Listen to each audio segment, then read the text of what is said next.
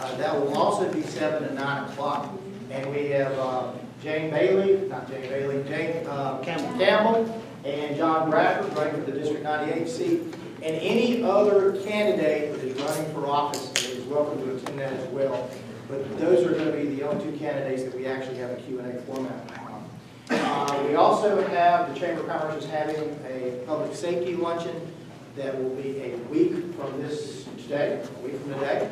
It's going to be at Georgetown Country Club. It's an opportunity for us to say thank you to the police, the fire, the EMS, and the Crime Stop of the Year. There will be 1 officer selected from Huntersville, Davidson, Cornelius Fire and Police, representatives of their departments. And so if that's something you'd like to attend, you can go on the Chamber's website, or they go on chamber.org. It's $20 to attend it. We'd love to have you.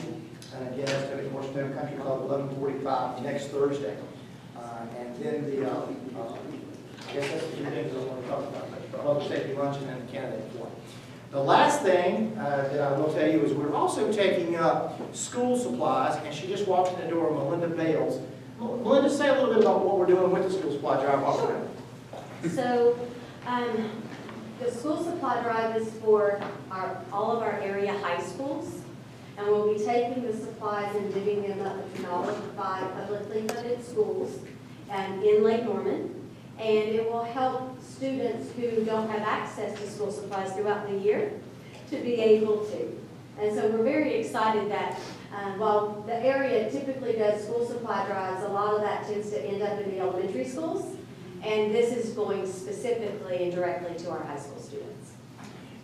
You can drop those school supplies off at any of the Cuesta Bank locations or the Chamber of Commerce. And again, some of those supplies, notebooks, paper, composition books, pencils, pens, highlighters, any of that type of material. And again, we'll be doing that throughout the month. What I'd like to do before we introduce our moderator is recognize the mayor of Huntersville, John Anarella.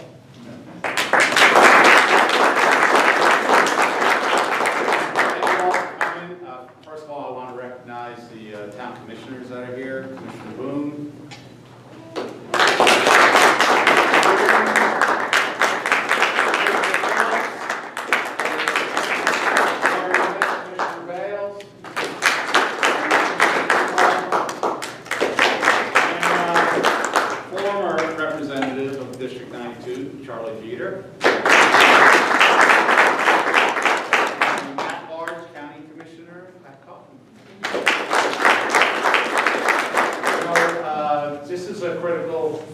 Seat for Huntersville. It's kind of a crazy district. It goes from literally my backyard, I believe, I'm actually in the district, all the way down to Pineville. And a good portion of those in Huntersville. So whoever wins, we have to have a good working relationship with. So I appreciate all the commissioners coming out tonight, and certainly appreciate both the candidates. And good luck to both of you, and we look forward to working with whoever wins. Thank you. Thank you, John. Now what I'd like to do is recognize the chairman of the board of Lake Norman Chamber of Commerce, Calvin Bryant, who also served as a former public policy chair for a couple of years with the Chamber of Commerce, and who has emceed a number of our candidate forums. And we have our former county commissioner, Karen Bentley, who just walked in the ring.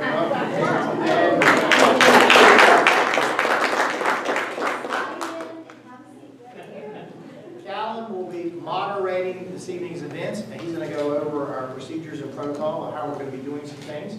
Jack Stevens on my staff is back in the back of the room.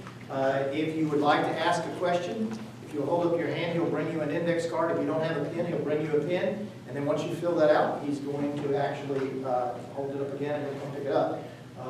Again, Calvin's going to go over how we're going to get this thing started, so give your attention to Calvin Bryant. Okay. Thank you very much, Bill. Thank you all for coming on behalf of the Lake Norman Chamber of Commerce. We've got a lot of cards up here, a lot of questions. If you fill one out, just hold it up. Jack will come by and get it. A lot of times in these we have a lot of similar questions, and so if you don't hear your question exactly, it's because I've had to mold them into a single question. For instance, we have a stack of 12 questions already, and so we will cover that. We probably don't need any more right now, but just to cover the ground rules, please silence your cell phones. The most important thing that I feel like over the years I've moderated these panels is that this is a forum. A lot of times the word debate gets thrown in there. That's when two folks go at it. But that's not our goal here. Our goal here is to give these candidates the respect they deserve and give them an opportunity to answer these questions. This is our opportunity to, not through Facebook, not through Twitter, and all the email and all these other things, including lots of mailers in your mailbox, to look them in the eye and judge the sincerity of their responses. And this is a great forum to do that, and I hope we can all respect those rules. We don't want outbursts. We applause and boos and jeers. You'll be asked to leave because we really want to respect that. So if everybody can please adhere to those rules, even if there's some good singers, congratulate them later. So I wanted to cover that, and our goal is to cover ideas and concepts that are that mean a lot to our local community, and of course, being the Chamber of Commerce, mean a lot to our business members who we focus on. We're not going to ask you questions whether or not you went bear hunting with Vladimir Putin or any, have you? No. Or anything like that on a national level. We want to keep it to North Carolina related stuff. So as the candidates know the rules, but I'll tell everybody just a couple of the rules. There's a 3-minute opening and closing statement. Each candidate will be afforded an opportunity to respond to each question. Jack's got some more questions for me. And the order of responses will change each time. Typically, we'll do 1-minute response. We have a timekeeper right here, Mr. Bill Russell, will show you the cards. And that's your signal to wrap up. If there's you see the stop sign right there? You know how that works. In the event there's a question that we have a lot of interest on, we might give you a couple more minutes to add that and to follow. We're not here to be too tight on the rules, but we need to keep it moving. So I think that's all the ground rules. And we flipped a coin beforehand, and we're going to let candidate Caulfield do her opening statement. Well, it's great to see everybody here tonight. I love to see people engaged in the political process. It's interesting to be in this seat tonight. I actually served as a Huntersville Town Commissioner, and this was actually my chair. So it feels a little funny to be back in here. One of the things I said this at all the debate forums that Mr. Beasley and I have been at is that him and I are applying for the same job. We're not enemies. We just have different ideas and we have different experiences. And I think that's important. One of the things that I'd love to bring back to the political process is civility. I think it's gotten to the point where it's so bad that people don't even want to engage anymore. And so I think it's important that as we discuss the issues, that we stick to civility, and I know we have, and I appreciate that. And so one of the things that I want to bring to the table, one of the reasons I'm running, is I believe that people are hurting, our communities are hurting, and they're looking for leaders that will go to Raleigh and they'll say, you know what, it doesn't matter if you're Republican, it doesn't matter if you're Democrat, why don't we get some things done for our community and not care who gets the credit? And so that's really my heart. I'm doing this not because I'm looking for a political career. I'm doing this because I care for my community. I'm a real estate broker by profession, and I feel like the things that I've learned in that career over the last 18 years, being able to take a buyer or seller, to get them together, and they walk away from the table with a smile on their face. Why can't we do that in politics? So that's going to be my goal. People say, you can't do it. Why don't we try? And somebody has to step up to the plate and do that. A little bit more in case I don't get time. I have 3 minutes here. My background is I served in the United States Air Force. My husband and I met in the Air Force. He's still serving. As I just said, I was a former town commissioner. That gave me a lot of experience looking at large budgets. Having to make decisions when real people are on the other side of that is a big difference.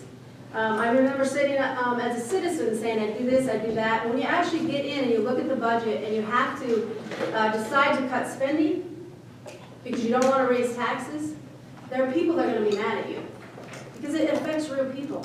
And so I think that experience coming into this has given me a different perspective, knowing that when I go to Raleigh, I'm going to be dealing with people in my own party that I may have to stand up to and have courage.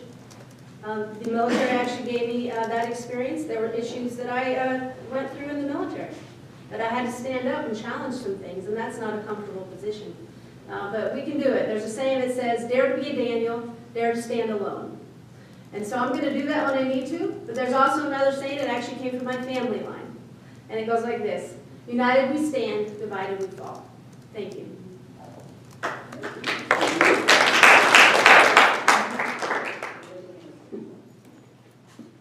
Hello everyone, my name is Chaz Beasley, and I am running for the North Carolina House here in District 92. For those of you who I haven't had a chance to meet yet, I grew up here in the area, about a half hour from this building, in Catawba County. And I was raised by a single mom. And today I was actually thinking a lot about my upbringing. And in particular, now that we're getting close to Halloween, I was thinking about the time when I was a little kid and I wanted to be a Power Ranger. And my mom couldn't afford a costume. So she went to Walmart and bought an all one-color jumpsuit and a toboggan and put it on my head, tied a bed sheet around my neck, and said I was Power Ranger. And that was one of those things that you look back on fondly, but I think it shows how important it was for her to provide me with things that she may not have been able to afford, but still making sure that I had those experiences. And I'm so proud of her, I'm proud of my family, I'm proud of my faith upbringing, and I'm also proud that I went to a great public school right here in the area.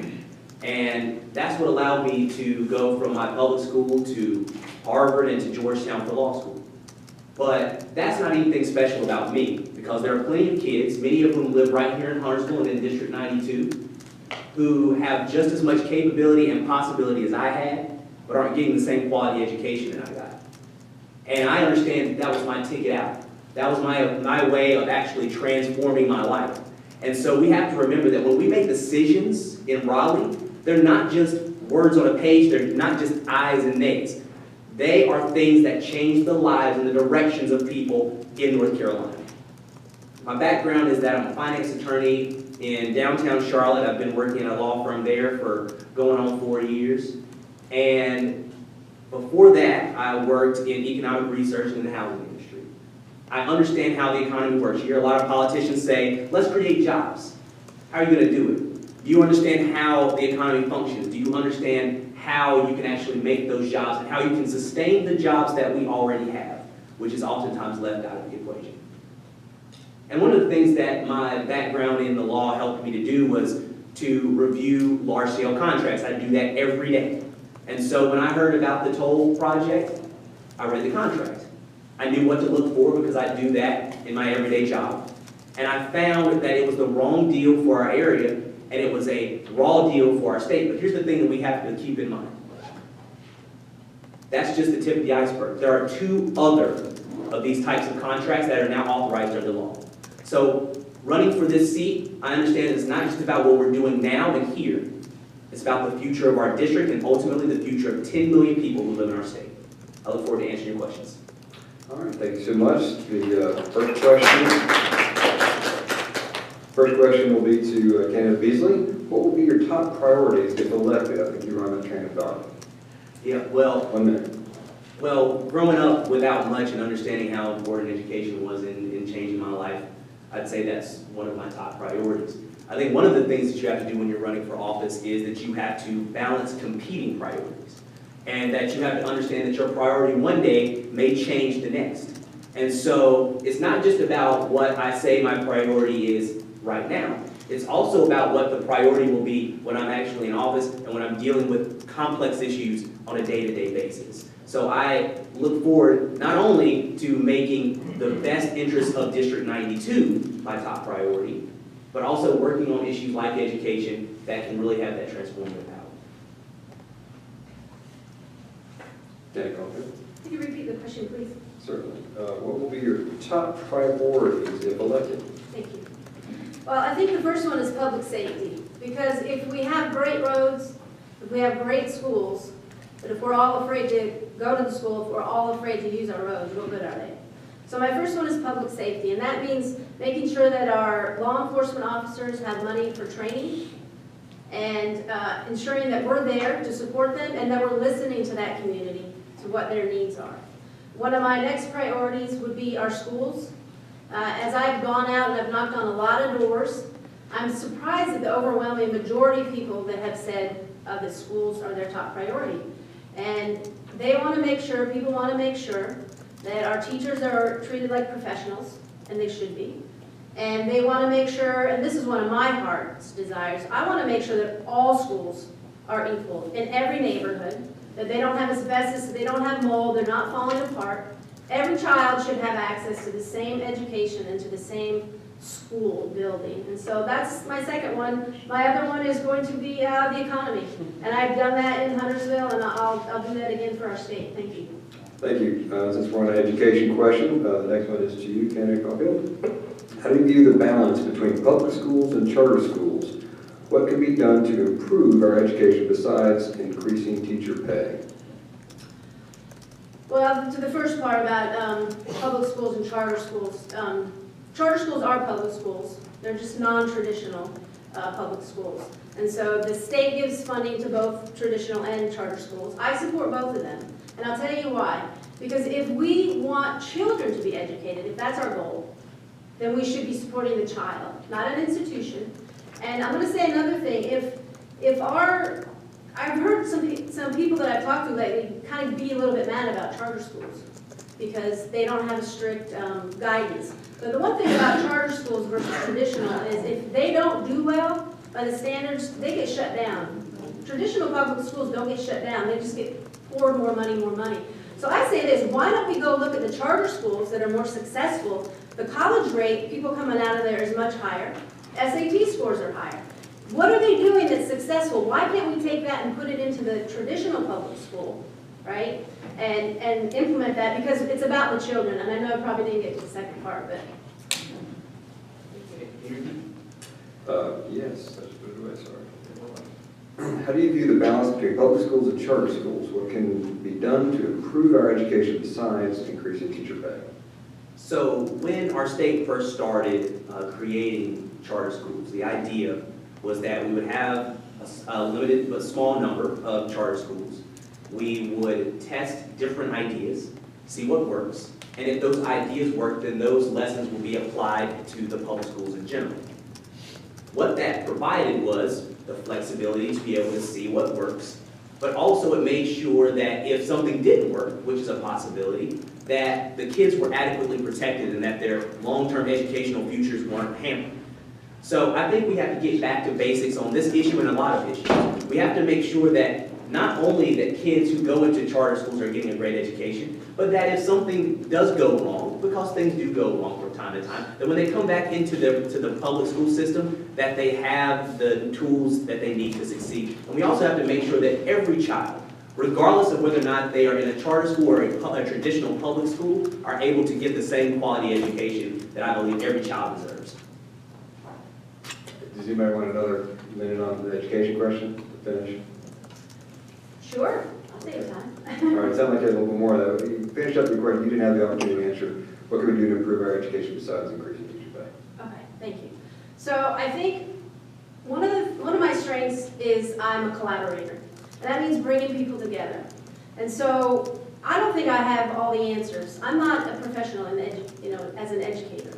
But why don't we bring educators together and sit them down? So I've gone on knocking on doors, and I've heard teachers saying, we don't want more money for technology. It's distracting. We want more money for the classroom. And then I talked to a teacher today who said there are certain parts of the county that want money for technology. So why don't we bring these heads together, and why don't we find out what they need and what they want, and it's not one size fits all, right? Because again, the goal is to educate our children, and it's not, one thing we've been putting them in a straitjacket. That's how I look at school, making them sit for 8 hours in the classroom. Really, we can't come up with something better, some better system that our kids could flourish in. And so I'd love to bring people together, people of great minds that this is their expertise, and say, how can we do this better? Candidate Caulfield, or Beasley, one more minute. So when I first started running for this seat, one of the first things that I did was reach out to every single principal of every single school in District 92, in every public school. And most of them got back to me, and I sat down with them and talked to them about their ideas to see what they thought was working. And the one thing that every single one of them, to a person, brought up was that there is a big disconnect between what was actually coming down from the Department of Public Instruction and what actually was being implemented on the ground level. So there would be things that look good on paper that didn't translate into the classroom. I am a big believer in going to the people who are actually doing the work and seeing what they think should change or what they think should stay the same. That's how we learn how things are going to improve. By not only talking to the teachers, but talking to the principals, talking to the teachers, and talking to the kids. Because ultimately, they oftentimes have perspectives that are not valued enough. Thank you. The Lake Norman Chamber of this next question will be your candidate, Beasley. The Lake Norman Chamber of Commerce is concerned that state and federal regulations, healthcare costs, and employee benefits are weighing heavily on a business or the corporation's bottom line. What would you do as a member of the legislature to reward entrepreneurship and promote job growth? 1 minute. So, as someone who works with a lot of small, medium, and large-sized businesses in my everyday life, what I often see is that there is, very similarly to what I was just talking about with education, there's a bit of a disconnect between what is done on paper and what actually happens in practice. So one of the things that we have to do is, number one, understand that if you create 10 new jobs, but you lose 11, that's still one fewer job that you have in the economy. Job sustainability is something that's not discussed enough. One of the best ways that you can sustain jobs is by making sure that when new people move in, that they're plugged into an existing business network. A network's very similar to the chamber, for example. Also making sure that when new ideas are created, when new ideas are passed to incentivize bringing in new jobs, that you're also bringing in incentives that keep and create the jobs among the people who are already here. Because oftentimes that can be the foundation upon which new jobs are created and brought into the state. Do you, candidate Caulfield? Thank you. Well, one of the things that we've actually seen worked in our state over the last few years is what the legislation has done, and that is they have cut corporate taxes. And we've seen a very big boost in our economy from that. You don't hear that in the media, unfortunately. But in 2009, there were 25,000 businesses that closed.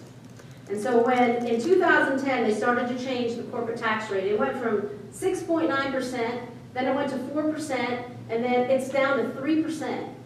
And so there's an organization called the Tax Foundation Organization, and they do this thing called a tax climate. And North Carolina actually went from 41st to 11th in 1 year on their rating. So those are the regulations, those are the things we need to change. We need to drop the tax rate down for businesses, because people start saying, well, you're supporting the wealthy if you do that. No, we're supporting entrepreneurs, job creators, and job creators are the ones that provide jobs for people who need income. And so it's a ripple effect. And so we have to definitely keep our corporate tax rate down, and that's going to really help. Thank you. This is sort of a follow-up question in the same line someone's asked regarding tax incentives. What is your view on tax incentives to bring jobs to North Carolina? So sort of follow up on that, but we'll start with you so you can finish your thought on that and then go to Okay. Well, as a commissioner, we dealt with that a lot, and I had to wrestle with that one, because you want to make sure you're not showing favoritism to one company over another, and that's a real big concern. The reality is we have South Carolina to the south of us, who is a very big competitor for us, and what was happening is businesses wanted to come here, and they were offering them like great deals. And so what we did, I was actually on the board when we brought ABB here. It's a great company. It's provided a lot of jobs to our area. And we offered them incentives, but we did it with goals. So they had to meet certain goals. And then once they met those goals, they got the taxes refunded to them. So they paid them ahead of time. And then once they met those goals, that they had to create so many jobs, right? Then the money went back to them. And I think, you have to be careful, because like I said, you don't want to give an unfair, playing field, but at the same time, our area needs jobs, and my goal is to help our community, and so that's what I want to do, because I want to bring businesses that provide jobs to my community. Thank you, candidate Beasley.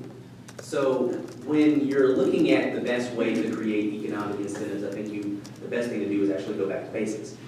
Economic incentives are supposed to be designed to create things that are socially or economically advantageous for your community.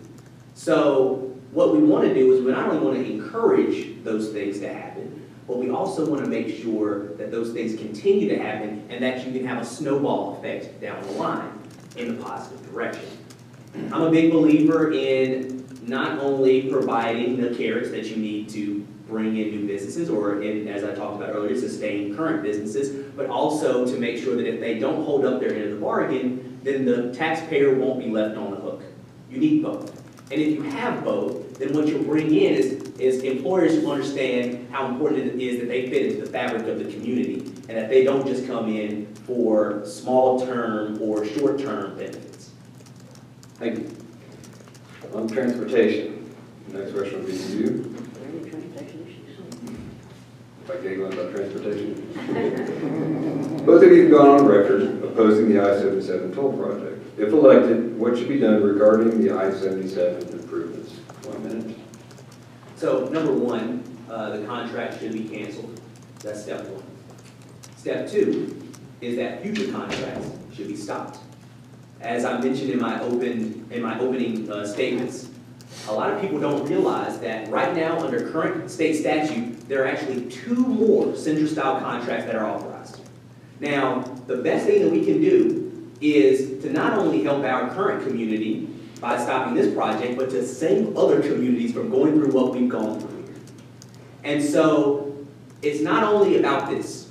It's about making sure that this doesn't become this and this and this, and right now, under state law, that's allowed. I will fight to change that in Raleigh.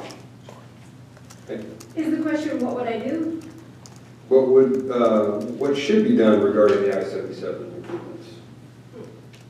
Well, if we could move the clock back, we should have never did it, that's for sure. You know, they're moving at a rapid pace to get the tolls done. I think that's on purpose. I'm a believer in you fight to the very last breath until you know you can't fight anymore. People said, it's a done deal, there's nothing you can do. Well, it's like saying, you know, we can't go to the moon. No, you just keep trying and then you go to the moon. So I do think that we should, once we get new people in, again, it's going to be a new year, we're going to take a look at that contract again and see what the penalties are and try to cancel that contract. There's going to be penalties, there's no doubt about it. But we have to try to stop this because it's so long-reaching. The tolls are so long-reaching. I'm going to run out of time, but I'll take up some more time in a minute. Not only are the tolls bad for our way of life, because we use, that's our main street, and that's what people that don't live in this area don't realize. That's our main street. That's our W.T. Harris, our Independence Boulevard. We go to our restaurants, we go to the doctor using that, and I'll do part 2 in a minute. Okay. Well, we're going to stay on the topic. There are a handful of these questions. But shifting slightly, let's assume Centra operates toll lanes for the next decade, maybe 50 years. How do you propose we mitigate the congestion which will face our drivers throughout our Lake Norman regions whose household budget does not allow for the cost of paying tolls on a daily basis? Any questions? You? Okay.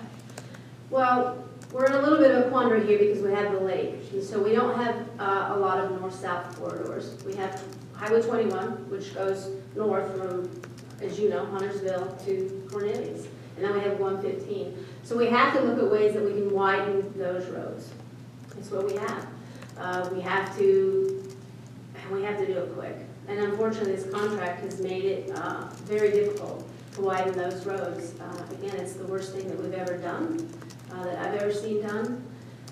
We have to find a way to get the state to, if we can get this contract changed, if we can't get it canceled, if we can at least get it changed so that we can have more flexibility to widen the roads outside that corridor, that of course would definitely help. And that's what we're gonna have to look at. It's not gonna be easy.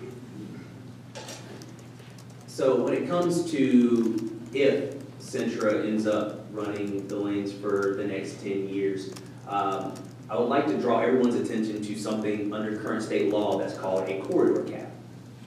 Now, a corridor cap basically works like this. You have 100 counties in North Carolina. When the transportation formula was changed, they made it so that certain corridors, in our case here in Mecklenburg County, have a limited amount of money that can be allocated to them under the budget. that has to change.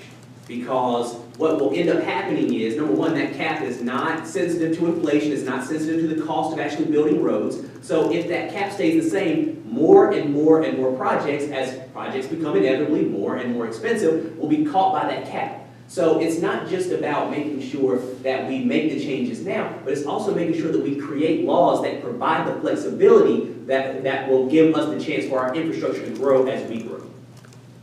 Thank you. Since we've got several questions on this topic, could you just, each candidate, Mr. Beasley first, cover your role and involvement in fighting these tolls?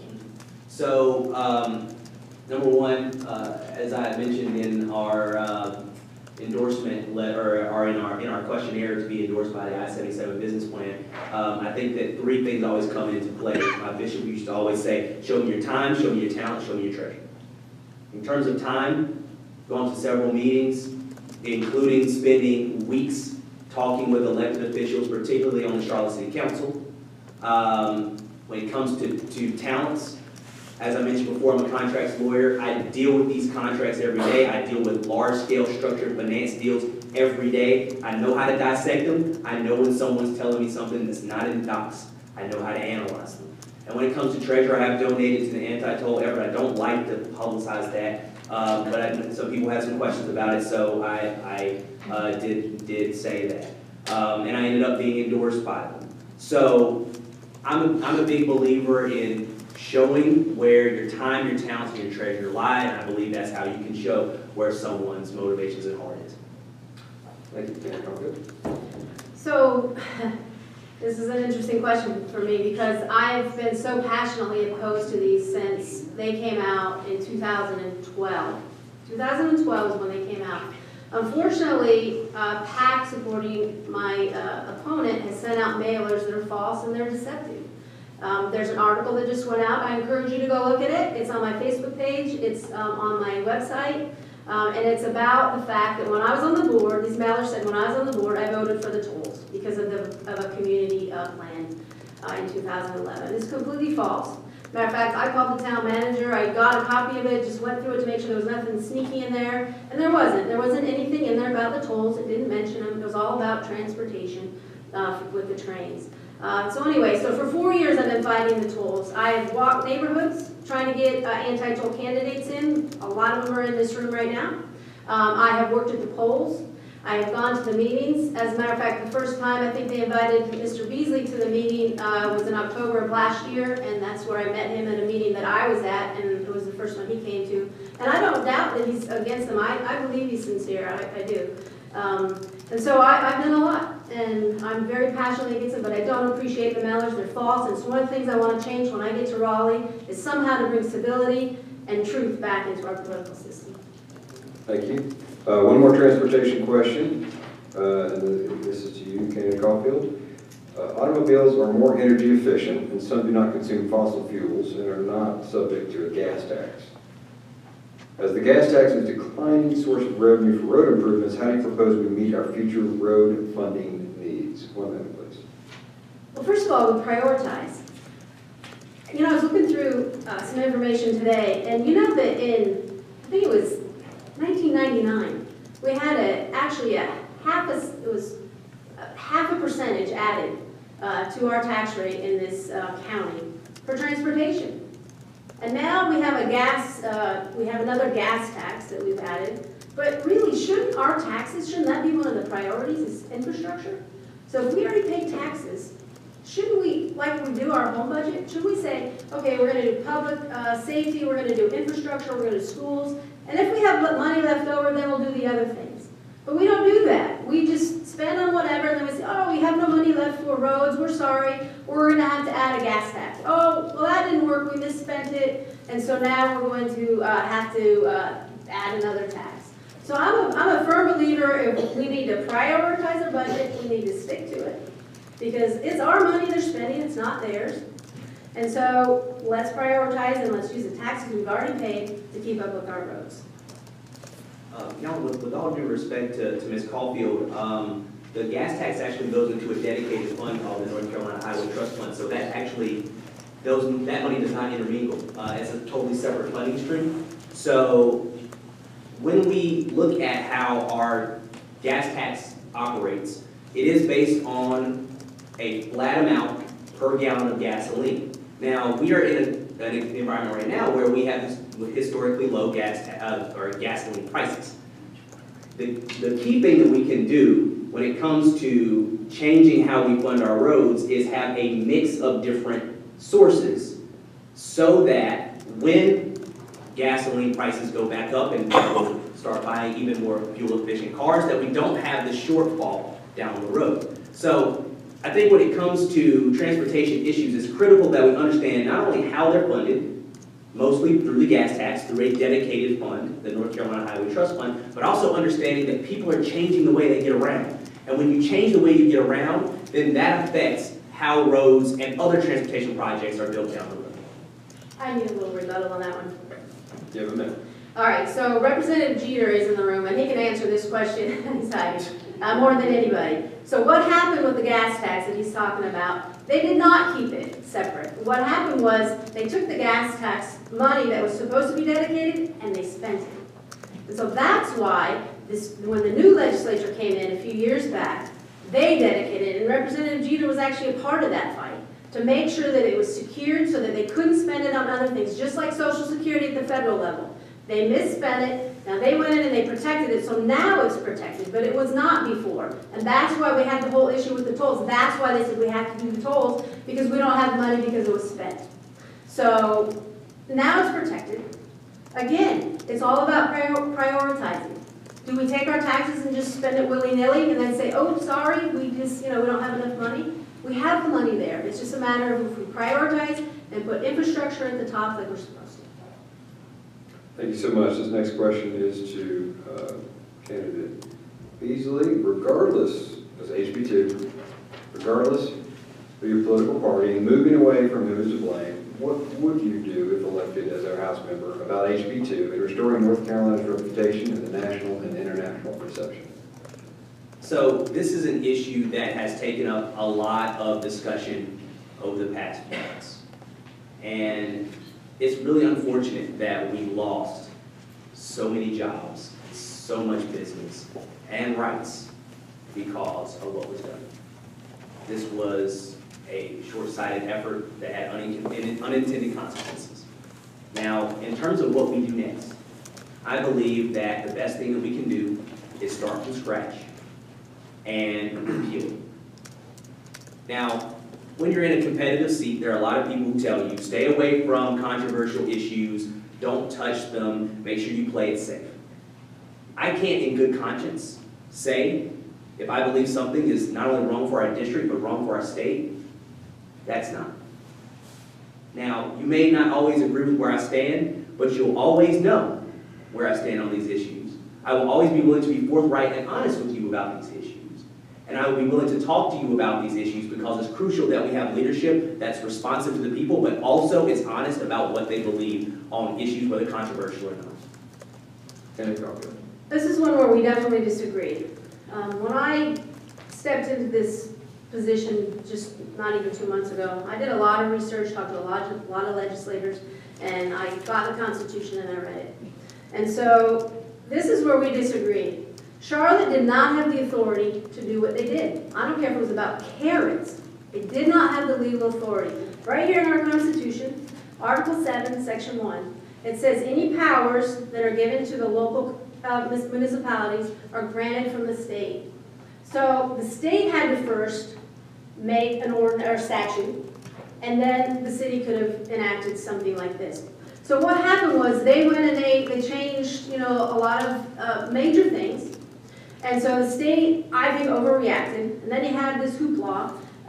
And so what I think needs to happen at this point is, and the governor even reached out to Mayor Roberts and said, why don't we sit down? If you repeal your ordinance, we'll repeal HB2, and then we can sit down at the table and start over. Why don't we sit down at the table and find solutions if there are real issues on this matter? But let's do it legally, not just because you want to do it. We have to be a legal society. I'm going to give each candidate another minute on that subject. I feel like we have with all due respect to Ms. Caulfield, as a lawyer, as someone who's worked on the North Carolina Supreme Court, I think that your understanding of how local control versus state control works in North Carolina is flawed. Now, here's the thing that we have to remember when it comes to state and localities, whether they are controlled by Republicans or controlled by Democrats. Cities and towns and counties don't have to go to Raleigh and ask for permission to do everything. They have to go to Raleigh to talk to them about issues and engage with them, but there is no requirement that you have to go to Raleigh and Raleigh has to vote on every single thing that you pass. So there are also some things that are implicit when it comes to how laws are passed and how ordinances are passed. Now, other cities and towns in North Carolina have done similar quality of life ordinances, regardless of whether or not you support them, whether or not you support this one. They have been done elsewhere. This is the first time that the state has stepped in. So as a lawyer who has worked on the North Carolina Supreme Court, I think your understanding is not accurate. Thank you. Well, I beg to differ with you. 1 minute. Serving again as a town commissioner, one of the first things that you had to do was state what the precedence was for you to do the bill. This is HB 2 right here. And it starts out whereas, blah, blah, blah. And then it says section 1 of Article 7. And then it explains it. It says that local acts regulating, and then it lists a bunch, have to be first granted from the powers of the state. So they could not put this in here if it wasn't true. They have lawyers that work for the state. That is a precedence, and I remember Representative Jeter was awesome at that. We always let him lead when I first came on because he was great at putting in what gave them the authority to do it. So that's what they put in HB 2 because that's the truth. And we're just going to disagree on that. Callan, can I respond real quick? We're going to stick to the format, Rebecca. I appreciate that. I think we've covered the topic. I mean, okay. Anybody have the time on that? That's Well, I'm going to move on to a general question that if you choose to use some of your time on that, I'm not going to stop you. What experience do you have that has prepared you to lead in our state government? And this question goes to candidate Caulfield. Thank you. Well, I also was raised by a single mom. My father died when I was very young. And we didn't have a lot of money, although I never knew that. I really didn't know that until I was much older because I just grew up very grateful. She was a woman of faith, and she just taught me that God loved me and God loved people. And so I took that into every area that I've gone into. I served in the U.S. Air Force, as I said before. That taught me to be a team player. You don't go into the military and act alone, right? So I learned to be a team player. I also, as a town commissioner, it taught me some very interesting things about working across the aisle. I served with moderates, extreme conservatives, and I served with one Democrat. And I tell you, Sarah McCauley, she was a commissioner and a former mayor, and we sat down a lot of times in her porch, and we talked about issues, and we came up with solutions. You know, and so that taught me about working with people, and that's one of the things that I'm going to take to Raleigh. And again, the real estate, learning to work with people of a lot of different backgrounds and getting them together to find solutions. Thanks so much. 1 minute on what experience do you have that has prepared you to lead in our state, and if you want to use some time on the other question, free to do that. Thanks, Callan. I've been blessed to be able to have a diversity of experiences that I'm really grateful for. I've been able to work as a member of the North Carolina Supreme Court. I was able to work in the United States Senate. I've worked in a shoe store. I've worked in a seafood restaurant, and I now work at one of the largest law firms in the country. All of that has given me the perspective of knowing what it's like to not have much and knowing what it's like to be blessed with a lot. It's knowing what it's like to see firsthand how laws are created at the national level and also see how they're interpreted at the state level. One of the things that we have in our state is the ability, if a law is passed that you believe is unconstitutional, illegal, whatever the case may be, you bring a case. In particular, you bring what's called a preliminary injunction, and you say to the court, stop this before damage is done. Now, if Charlotte's non-discrimination ordinance was illegal, regardless of what you think about it, the proper channel would have been to bring a court case and ask a judge to block it through a preliminary injunction. That's how the law should have worked.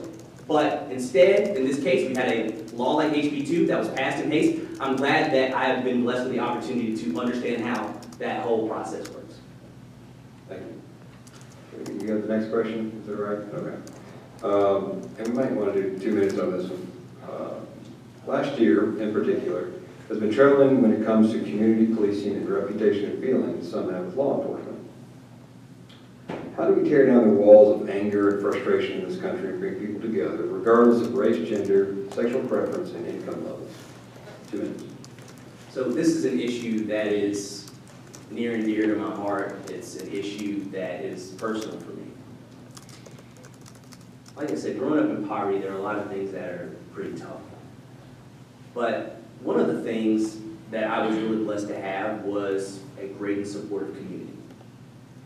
Many of the police officers in our community went to my church. I knew my name. But what we saw over the past 2 weeks was that there's clearly a disconnect of not only relationship, but also trust. Now, regardless of whether or not you think that should be so, for many people, in their opinion and in their perception, that is so. Now, what we can't afford in North Carolina and in our country generally is for one party to be the party of the police and one party to be the party of the public. That division does us no good. None whatsoever.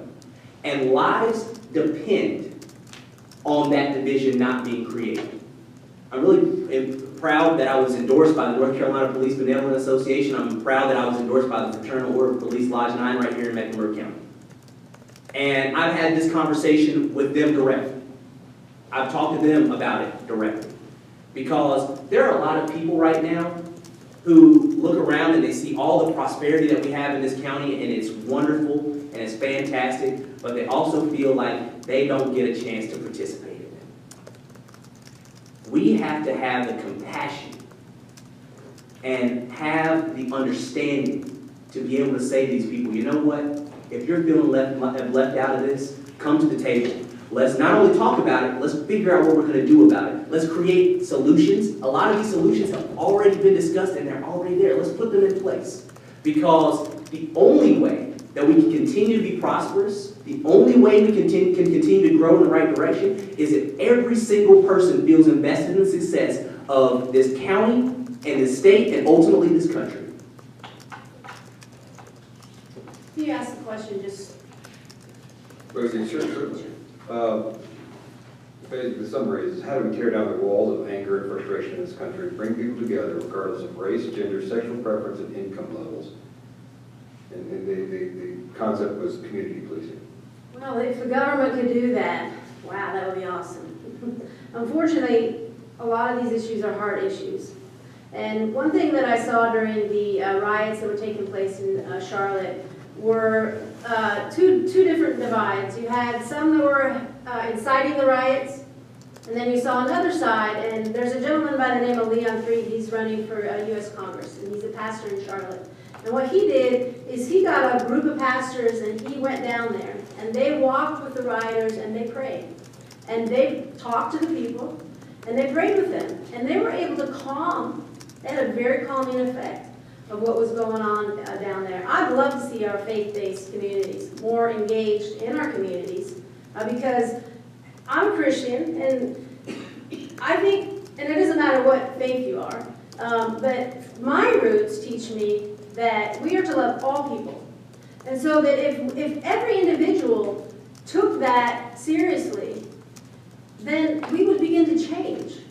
And it's not necessarily a police community issue, although that does exist and there is a lack of trust. And I just want to say, for endorsements, I was thinking about this today, the endorsement that I got from the police is my husband, who's actually a police officer. So that's for me the best endorsement, from my husband, who's actually a CMPD officer, who's away with the military right now. But anyway, I believe that we need to invest more in training, because that's at a state level. A lot of the other things that are more at a local level, because they're overwhelmed with paperwork, police officers, and so they don't have time to go and do the community work that they need to, and I'd love to see that change. And the state will have to work with the local community to do that, but that doesn't come at a state level, but we can definitely give more money for training. I think there needs to be some changes in the training. because the police officers are doing what they're trained to do. But I think that that can be changed, and I think it would help our communities a lot. Thank you. Thank you, Beth. It's an interesting question, but because it relates to our water quality in Lake Norman, and that's very important to our local economy, what is your understanding of the mission of the North Carolina Department of Environmental Quality? How well do you believe it is fulfilling this mission under the current leadership? And I believe this is to you, Janet Caulfield. You know, when I came on, I started doing a little bit more research about the whole coal ash issue that took place in our area. The Dan River had something happen and it caused great pollution. Poison got into the water. And as a result of that, North Carolina has actually passed some of the strictest regulations as far as cleanup goes in the country. But something going on over there. Something that I'd like to see is us be more proactive instead of reactive. Because I happen to believe that God gave us the earth. He gave it to us as a very precious gift. And if we don't take care of it, you know, one day he's going to come back and say, wow, I gave you this wonderful gift. What did you do with it? So I'm very strict when it comes to protecting our air, protecting our water. As a matter of fact, I was endorsed by Representative Chuck McGrady. He's actually the former president of the Sierra Club. And a lot of people think the Sierra Club and groups like that is radical extreme. But somebody's got to step up. Somebody's got to say, we've got to protect our environment. Because if we lose it, then what? What do we do then? So when I was in college, I had the opportunity to serve as a camp counselor at DuPont State Forest in Henderson County. And for those of you who don't know what DuPont State Forest is, that's where they film Hunger Games. So when I was a kid and I was growing up in rural North Carolina, you were sitting outside and you weren't supposed, after you got your homework done, and you weren't supposed to come back till the streetlights came on. And so I grew up running in the woods and climbing trees and doing all that kind of stuff. I want my kids to be able to have that opportunity. And so we need to make sure that the Department of Environmental Quality is strong, that it has people who have that same level of appreciation for our natural resources. But we also need to make sure that we understand that one of the things that attracts people to our state, one of the reasons why businesses like coming here is because you're 3 hours from the ocean and you're 2 hours from the mountains. And so our environmental quality is actually one of the best selling points for North Carolina. It's actually good business to have a quality environment here. So we need to keep that in mind and make sure that we do have that adherence for our children. Thank you very much. This question is to candidate Beasley, and we've got several on this topic. Please speak to your view on the controversial issue of abortion and how will you respond if this comes up if you're elected? 1 minute. So here in North Carolina, I think that we are blessed to be able to have the opportunity to respect the views of others and to understand just how important it is that everybody be able to live the life that they imagine. Now, I understand that people of good conscience can disagree on the issue of abortion. My belief is that as someone who was raised by a single mom and someone who has family members who are raising kids on their own, that it is a woman's right and not my right to decide on what she does with her life and what she does with her life. Now, again, people of good conscience can disagree on that issue. I don't think that we should go down the road of questioning someone's motives because, for example, those of you who may not know, Vice President Tim Kaine, who's running for the vice presidency, has said many times he's personally against abortion, but he doesn't think that women should be thrown in jail for it.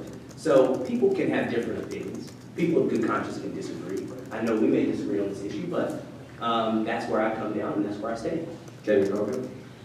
We definitely disagree on this issue. And when I was young, I didn't have the same view. So I'm not harsh in my judgment against people who have a differing view. We all come to places at different times.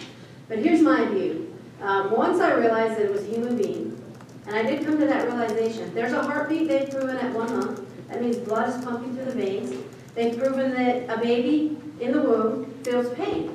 And so it's a child. And so to say that it's a woman's right, it's not a woman, it's a baby. It's their right.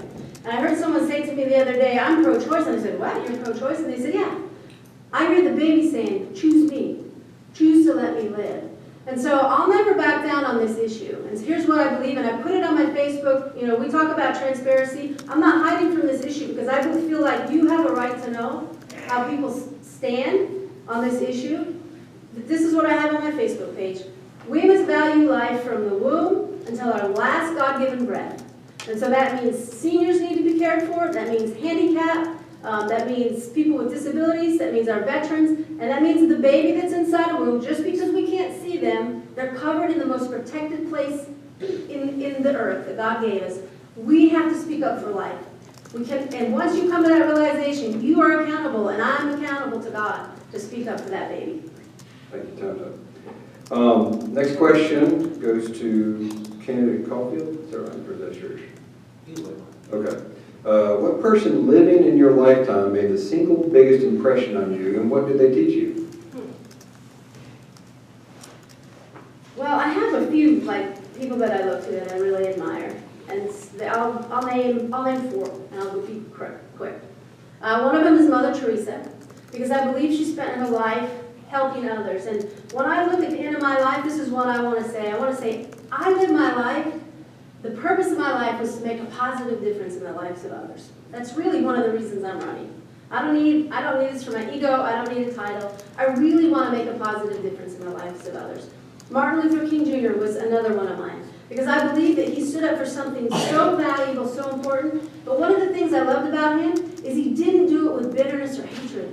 He really displayed character and in my opinion, godliness in that fight, and he gave his life for it. Another one is Rosa Parks.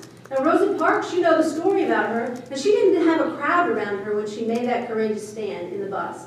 She did it with courage in her heart, right? That's a difficult thing to do when you don't have 50 people around you saying, go do it. So she's another one. Billy Graham is another one, because he spoke God's love without judgment, without condemning. He did it in such a powerful way that's impacted not just our nation, but the whole world. Yeah, Beasley. So when I was a kid, my mom, since she was raising me on her own, she needed someone to take care of me during the day. And so while she was at work, I got a chance to stay with my great-grandmother. Now, she was born in 1910. She was old school. Raised as a sharecropper in Alexander County.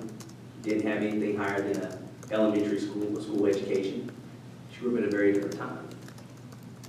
But she was one of the smartest women I ever met. And she changed my life tremendously, because she showed me that it's not necessarily about the degrees that you have on the wall. It's about the lessons that you learn in your life. She taught me that say what you have to say and you sit down. She had a saying for everything. One of her favorite ones was, you can't please everybody. And I never thought I would know just how important that was until I ran for policy. Because if you try to please everybody in this position, you will make everybody mad, including yourself. And so I'm very honored that I was able to spend 10 years of my life learning from that woman, and I hope somewhere she's proud. Thank you so much. Because I just saw Charlie Deere come back in, I want to read the best question of the night. Don't answer this.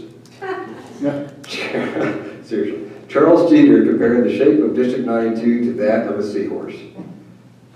Do you believe legislative districts should be shaped like seahorses? And I can answer this? I think Mr. Jeter should answer this. Find seahorses in District 92. I also saw Commissioner Fuller come in the back, and we're about to do his favorite part of the debates. This is the grab bag. Actually, I've called our district the kite. This The kite with a big tail. is a lot of random questions, so you get to pick one out of there. I'll ask it, and you'll get a couple minutes, and then we'll go to Bill Russell's favorite part, which is the lightning round. So, you're next.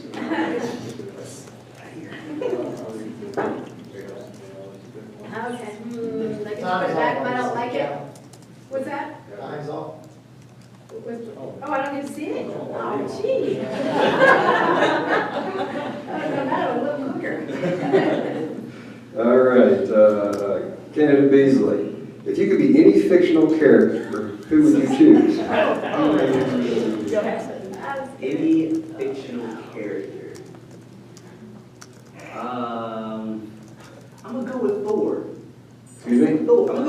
Thor, okay. That's my fiance's favorite movie, so I think that'll make her happy. Okay, and why? Because it's my fiance. Is she here? She's not here. She's taking care of our little 7-year-old. So. Okay, what do you admire about Thor? I know my fiance has. You You're my fiance, you're my... He, I mean, one of the things that he did in every movie was that, he ended up fighting for what was right. And I think that any of us could appreciate someone who does that. Okay, thank you. Oh, I don't get to answer that one. Oh, I had an answer for that. Well, I'll give you 30 seconds of my time. Would you like to answer that question? I know, my son and I actually had a conversation about this recently. It's in the back there. And we were talking about cartoon characters. Sam, what's the name of the, not Roadrunner, but the other guy that the Roadrunner always tried to kill? Coyote? Coyote Wiley, was that it? Right. And so he said, I said, oh, I love the Roadrunner. He says, no, the Coyote. Because all those things happened to the Coyote, and he just kept coming back to life. I said, you're right. Animals over your head tonight. To your specific question, what is your favorite time of day, or day of the week, or month of the year, and why? Wow. And Chaz, you can answer this too. Well, I like Sundays. Sundays, I have made a commitment to keep Sundays non-working, to honor God, and just to relax. And so I love Sundays. I go to church. One of my pastors is here tonight. And so I go to church on Sundays. I love the community. I love just the communion of being with other people. And I love just the chill time. You know? And I love the mornings because I spend my mornings, I try to, not every morning, but I try to spend that time in just devotion. Getting my mind straight and just spending time with God, and it sets my day, right? When I do it. I'm not perfect in it, but I'm trying. So for me, I like Thursdays because the reason I like Thursdays is because every once in a while it's a Friday if you have a long weekend. But also, it's a day where you can be pretty productive, but at the same time, the weekend's in sight. And when it comes to my favorite month of the year, I really love December. I'm a huge Christmas fan. I have always been. I'm like the guy who watches every single Christmas cartoon like I've never seen it. Pretty sure our 7-year-old's actually tired of watching them with me at this point. Time of day, I'm a night owl. I actually do my best thinking probably between 1 and 2 o'clock in the morning. So if it were up to me, I would stay up late every night, but I'm not in college anymore, so. Yeah. Your fiance will clue you in on that. Hey honey, I said my way back We're there. getting full after. Okay, now the lightning round. This is Bill Russell's favorite part. So this is where you don't want to think about it too much. We want to react fast. We're moving fast. It's going to be either or questions. And we'll start with candidate Caulfield. And we're going to ask different ones. I had to get a lot of these, okay? So you may have some opinions on it, but we've got some other ones. So we're going to do this, and then after that we'll do our 3-minute closing and move on from there. Are you ready? Any time on this? Okay. Coke or Pepsi? Neither. Oh, Coke. Coke. These are just for her. Oh, just for her? We don't want to compare and contrast. Barbecue, vinegar-based or tomato-based? Now, are these just for me still? Yeah. Oh, okay. Oh, we just had this discussion today.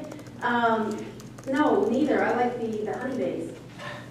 Honey-based? Yeah, Oh. but like Texas style. Really Okay, sweet. all right. Fame or fortune? Me? Oh, How will you- pain for sure. I want to leave a mark. Sunrise or sunset? Ooh, sunset. Cats or dogs? Doggies. Adventurous or cautious? Ooh, I'm adventurous. Detailed or abstract? Both. Okay. Roller coaster or Ferris wheel? Ooh, my kids make me do the roller coaster, but probably nowadays the Ferris wheel. All right, bagels or muffins? Neither, I'm gluten-free. Ready, aim, fire, or ready, fire, aim? That's a different one. Ready, aim, fire. Okay, Star Wars or Star Trek? Star Wars. PC or Mac? PC? Early bird or night owl? Night owl. You just, I'm working on it. Okay. I'm still working on it. You prefer books or movies? Movies. Chinese food or Italian food? Chinese food. Okay. Math or English? Both. That's good. You lawyers don't like the math part. Unless you do finance, right? Singing or dancing? Still me? Yeah? Oh. Got one more? Oh, I do both, all at once. Football, basketball, or baseball? Ooh, baseball. Baseball, okay. That's it. Thank you very much. All right, we got another set. For candidate Beasley. You ready? Go fast. Okay, home-cooked meal or dining out? Home-cooked meal. Farmer's market or supermarket? Supermarket. Coffee or tea? Coffee. Early bird or night owl? Night owl. Just heard that, didn't we? Introvert or extrovert? Introvert. Hugs or kisses? Say hugs. Antique or brand new? Antique. James Bond or Jason Bourne? Jason Bourne.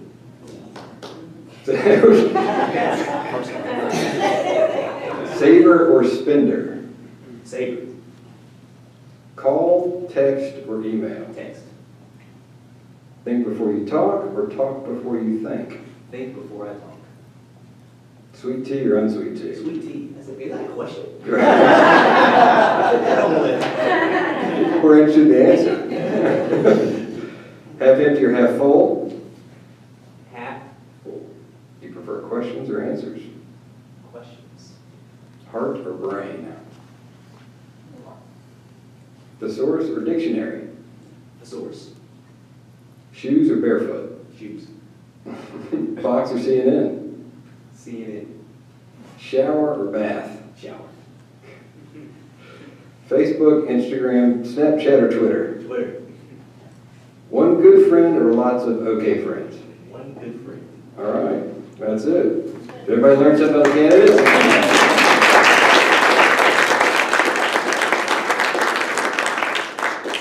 And we'll There's more start. debates were just like that.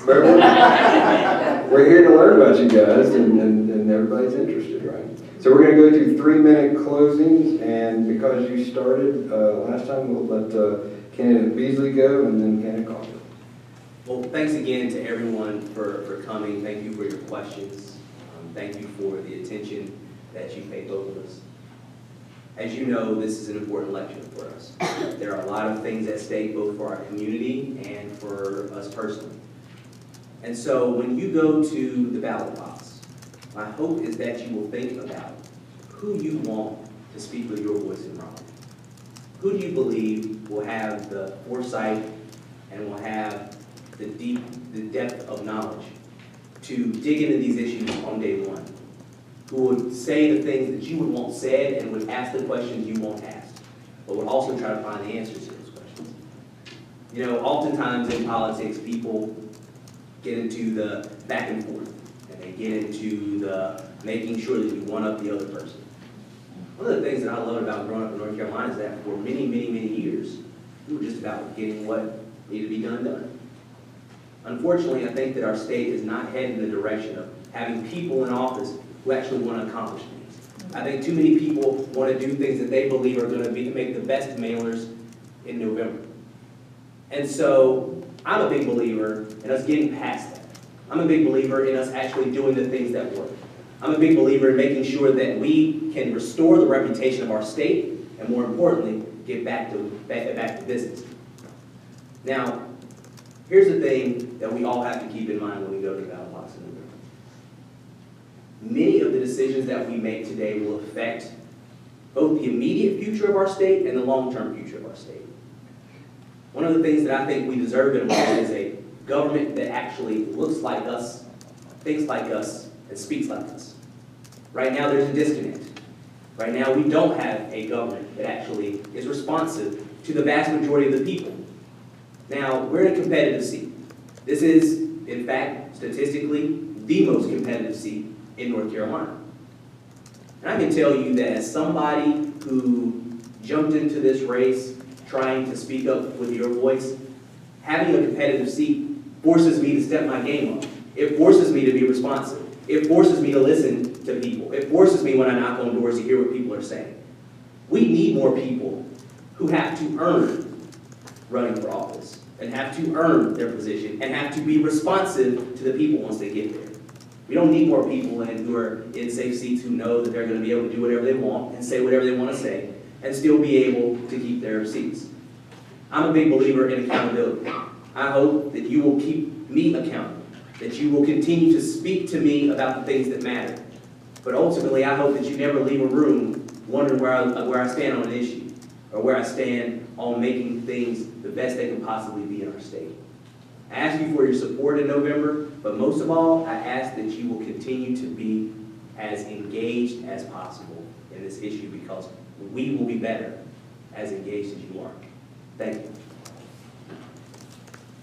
Well, I enjoyed tonight, and I think it was nice that we got to come up here, we got to share our ideas, we were civil towards one another, and I really liked what you did at the end because it showed our humanity, right? That we're just human beings, we both want to do something for our state, we're real people. And I think that the choice, when we go to make a choice for who do we want to represent us, it boils down to this: who do you feel, not who's not a good person or a bad person, it's not about that. Who's most prepared for the position at this time? And I believe, just because of my experience that I've gone through in life, that I am prepared for this moment in our history. I believe, and I've already shared with you those experiences, you know, for being in the military drill state as a commissioner. I think that, you know, as we decide, it's about how does a person approach the decisions as well that they're going to make. I think that's a big part of it because there's going to be issues that come up that we just don't know about. And so we can talk about all the issues that are at hand right now, but how do we approach the ones that are going to come up? And so I can tell you that one of the first things that I did when I came on the town board is I met with the town manager and I said, why don't we have work sessions, brainstorming meetings before large votes? And he said, well, nobody's been interested. And I said, well, I'm interested. So at the first retreat in January, he brought it up and said, what do y'all think? And they said, sure, let's do it. So we got a lot of things done on the board when I served because we started to brainstorm, because no one person has all the answers.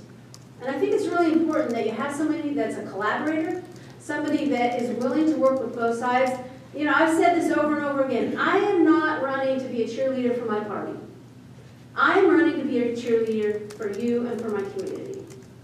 And so when you look at who you're going to vote for, I know some people are already decided here in the room. We have supporters on both sides. But for those of you who are not, you know, really consider that. Who's prepared? Who has been tried and tested? Who served in a position either, you know, I've both run a business, I've worked with large budgets. The town budget here was $40 million. And so it's one thing to, you know, operate in your career. It's quite another thing to go to a state level when you've never served at a local level.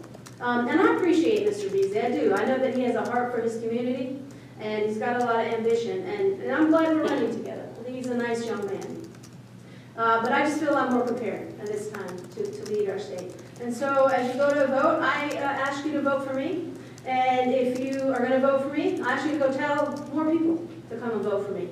And thank you for engaging in the political process. It's what makes our country so great. Thank you. Let's thank both candidates.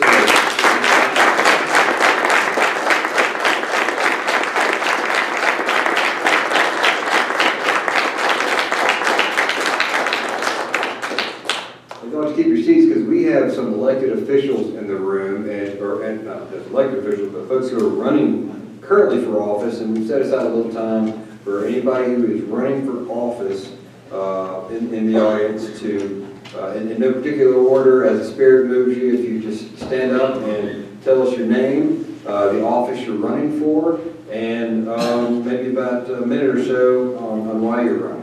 Sure. I'm Hunter Murphy, and I'm running statewide for North Carolina Court of Appeals. We have 5 Court of Appeals races on. I'm going to be on the second one on your ballot. My wife Kelly and I, we live with our 6-year-old twins up in the mountains in Waynesville, North Carolina. We just got done with the Judicial Forum at Charlotte School of Law, so I want to take this time to stop by tonight. I appreciate this opportunity.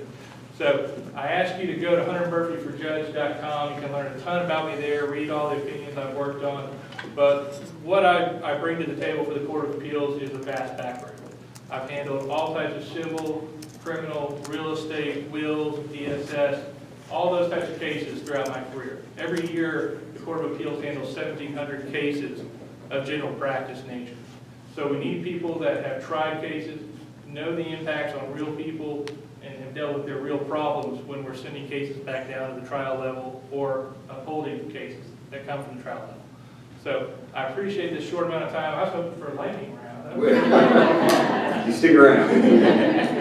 But again, I'm Hunter Murphy. I've got cards. I'll pass them around.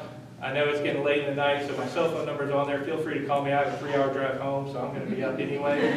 So I really appreciate everybody here that's engaged. I think Judge Jones is going to speak next. He and I are not running against each other. We're running in separate races for the Court of Appeals, just so everybody's clear about that. And we have this room till 9, so any candidates you want to stick around, anybody has questions for the individual candidates, I imagine everybody will stick around to try to answer some questions. Thank you. Well, Hunter started off well there. Definitely, we're not running against each other. My name is Abe Jones. Abe, and I'm only Abe on the ballot.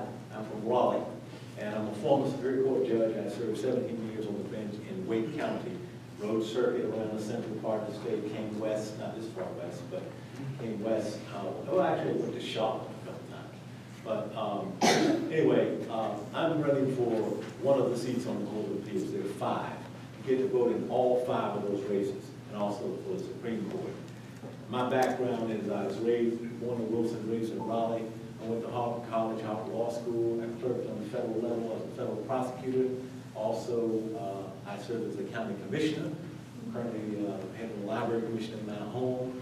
I practiced for about 17, 18 years before I went on the bench, and I was on the Superior Court bench for 17 years. I've been a prosecutor, a defense attorney, both civil and criminal defense attorney, a plaintiff's attorney in the civil cases, and I've also done criminal defense. So I've been in each role in the courtroom, including the judge. I'm 64 years old and have 39 years experience in the law. So I want to give back to my community, this time to the state. This is a statewide race, and what else should I tell you about? Oh yeah, the fundamentals. I have a card that I'll hand out the back of the room. It's voteajones.com. You can go on the site and read about me, read about my background, and hopefully if you think I'm someone you would support, tell other people. It's very important to spread the word, and everyone look at these judicial races. Start at the back of the ballot, work up. We're in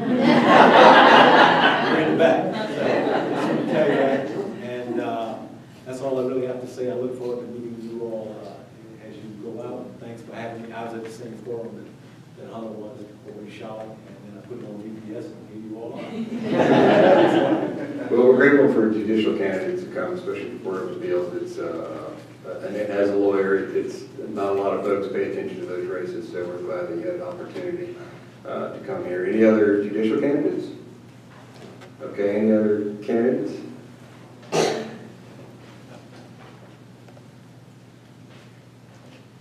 Good evening, I'm Jane Campbell, and while I'm not running obviously for the 92nd, I am running for the 98th. So basically it's Cornelius Davidson, the east half of Huntersville, running all the way down into Highland Creek. I'm a Davidson College graduate. I ran off and then spent the next 26 years in the United States Navy, retiring as a captain. Came back in late 2014. Was satisfied at that point in time to just be a volunteer with a number of nonprofit organizations, ranging from the Davidson Housing Coalition to Habitat for Humanity, a number of things with my church and with Davidson College. But when HB 2 was passed, and I realized that the incumbent representative had not only authored part of the bill, had sponsored it, and then voted for it, I looked and realized that he didn't have an opponent. And to me, the inherent part of democracy is having at least 2 people's name on a ballot. That's what I fought for when I was supporting and defending the Constitution, whether it was in Afghanistan or other other parts of the world. So what did I do? I went out and got more than 2,800 signatures, some of you probably in this room, and I thank you for signing that. It just meant that we get to have a good, healthy competition. There are a multitude of other issues. Like I said, HB2 motivated me because I just think it's discriminatory legislation that has been harmful to our state, economically, business, the events that have been canceled, but also just devastating for citizens of North Carolina. And I look at the fact that Article 1 of the North Carolina Constitution says that all citizens are created equal. So I went out, I got those signatures, I'm now on the ballot, and now we get to actually have discussions about the critically important issues that range from I-77 to education and our public school system, to health care issues, to being good stewards of the taxpayers' dollars. So again, my name is Jane Campbell. I'm running for the North Carolina House in District 98. And please check out our website, check out our information, and we're having the same. And more importantly, next Tuesday at Cornelius Town Hall is another forum run by the Lake Norman Chamber of Commerce, where Representative Bradford and Kenneth Campbell will also be having a similar forum. So we invite all of you to come out, and I'm sure you look forward to the lightning round. Yep, absolutely. Hi, how's everyone doing? My name is John Hudson, and I'm running against Jeff Tarr for state senate in District 41.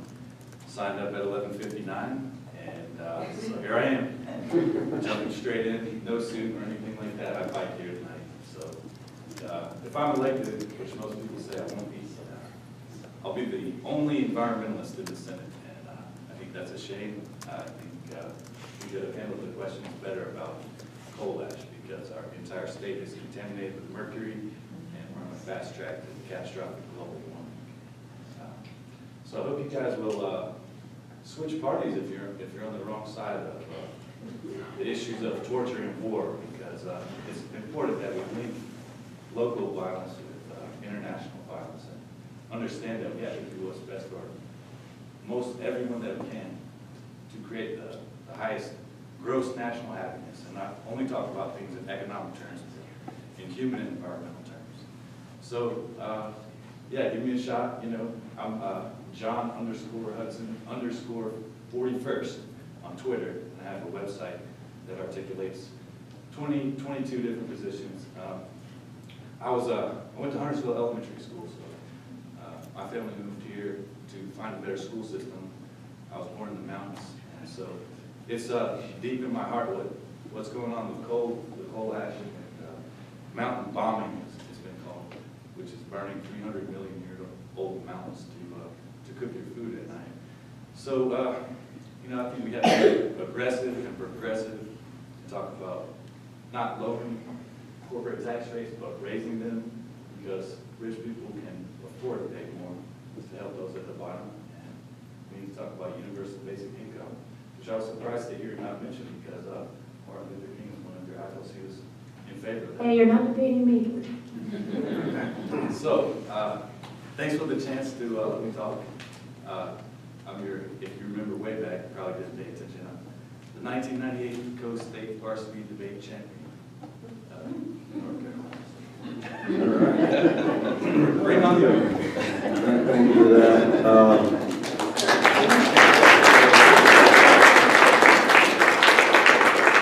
want to thank all the candidates and all the folks who are running for giving my kids who just showed up in the back, like Cal, Lily, Will, now they're Ducky, give them a little civics lesson. Appreciate that. Just a reminder again, next Tuesday, same forum, different district, and we're going to stick around for a little bit longer, thank you. Oh, I'm sorry. Commissioner's running, sorry about that. I'll help you guys. Jim Bucket. My name is Joe Bucket, and I am your current county commissioner, and barring a massive write-in candidate, I will be your county commissioner for the next 2 years, because I'm the only one on the ballot. Jane Campbell thinks that is democracy. I think it's just me doing a really damn good job. I serve as a minority member, but I will tell you, 3 of my friends are here tonight. I'm going to have them introduce themselves afterwards. The at-large candidates who are running, Democrats. I am very proud of the Board of County Commission I serve on, and I will tell you that I hope that they will confirm that I do a good job on your behalf.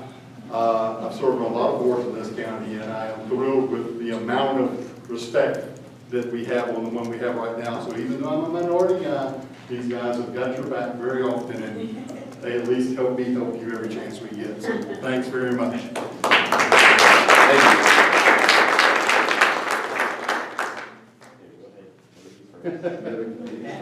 County Commissioner, introduce themselves.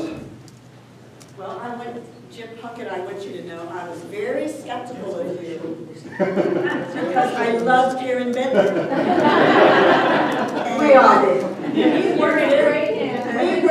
You kept telling me that, but I was very suspicious of Puckett, but you were right. That's a good instinct. He's great, but I still love Karen Bentley. And I'm Pat Cosmo. I'm the county commissioner at large, and I got to know you when you were all very unhappy when we had the debacle of the revaluation.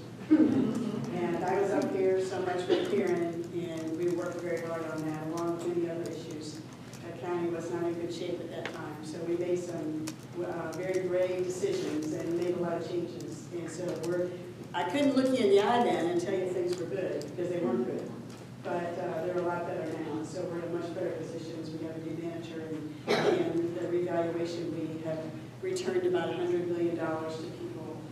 So we're in much better shape. But I've been very involved up here. I know a lot of you, and I love being up here. I hate driving up here. I do enjoy talking about the anti-toll, and we have to change that. And I'm proud to have been endorsed by the I-77 business plan, and I was one from the very beginning who always was against the toll road. When Jim Puckett had a resolution to us, and I was definitely supported that, and he and I left the meeting one day and went to the city council and tried to get Vi Lyles to change her vote. We did not accommodate that. We didn't get that, but we certainly gave it a try. And I love working with Puckett. He's great, and I love working with Karen Bentley. And we did a lot to get the police changed up at the lake patrol, and we worked together to try to get better lake patrol, because you weren't well served by the county at that time. So now things are better. So your support at large has been fantastic. So we appreciate that. It's very helpful for a district representative. We worked very well. She was a little suspicious of me because I was a Democrat, but it all worked. It all worked out. It all worked out. It all worked out. But anyway, thank you. I appreciate working for you, and I will continue to work on your behalf on the county commission.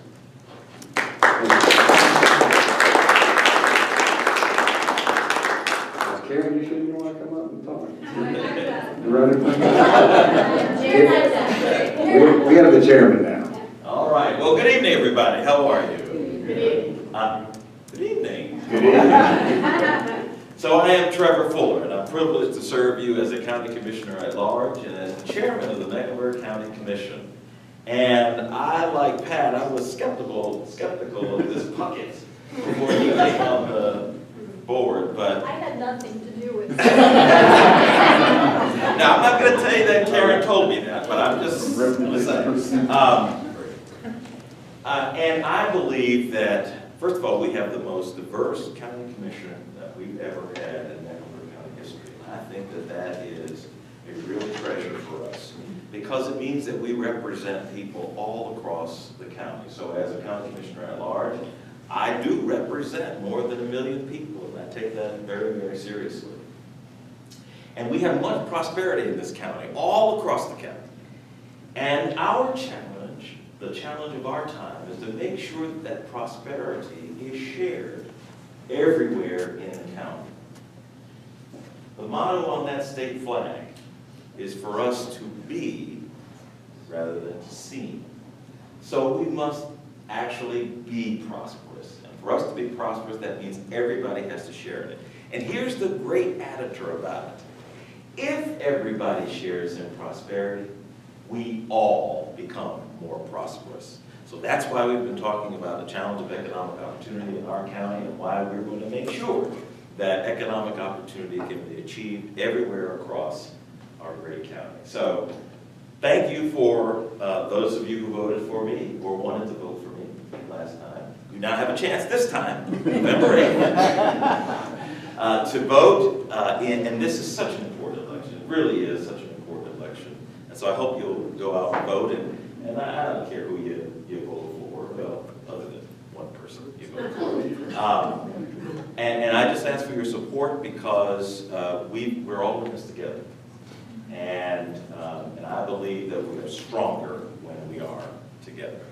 Again, I'm Trevor Fuller, and I'm running for re-election as a county commissioner at large, and I ask for each and every one of your votes. Thank you so much.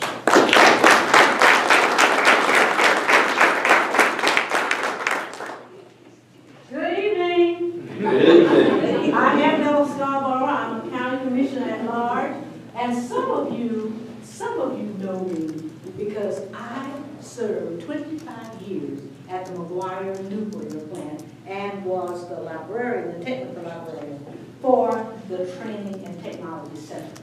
And I see my friend Gray. What's his name? He works for the county. Otis Gray's son. You remember Otis Gray's son? Anyway, yeah, no. He's there. But I'm delighted to serve you. I've served you now on the county for pretty close to 2 years. But I know a lot about Huntersville because I work at Duke Power. And I have been up here many times, actually been in this chamber, talking about things. When we developed the Training and Technology Center, we made the Explorium. How many of you know what Explorium is? Explorium Network. I was the manager on that. And so, but the thing that is most important to me is to be able to see the town of Huntersville, Cornelius, Davidson, and all to work together to get things done for Mecklenburg County.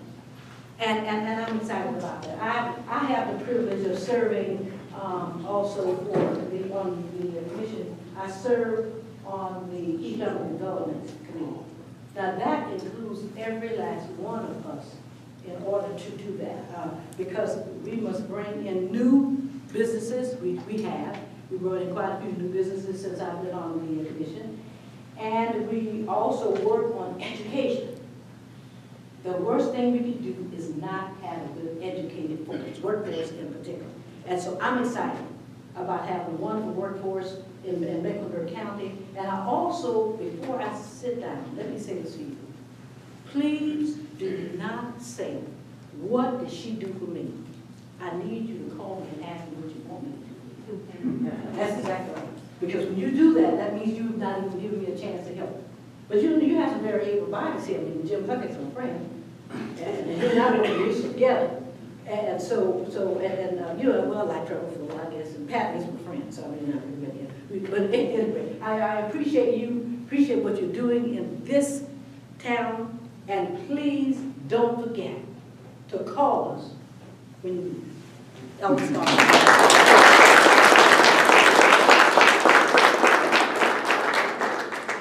Any other candidates I missed? I'm Calvin Bryan. I'm not running for anything. And I'm grateful, but I'm really grateful for all our public servants. I'm grateful for our candidates tonight again and all the candidates who run for the other races. Again, we have the room till 9. Feel free to stick around, ask some questions, and we hope to see all of you next Tuesday. On behalf of Lake River Chamber, thanks so much.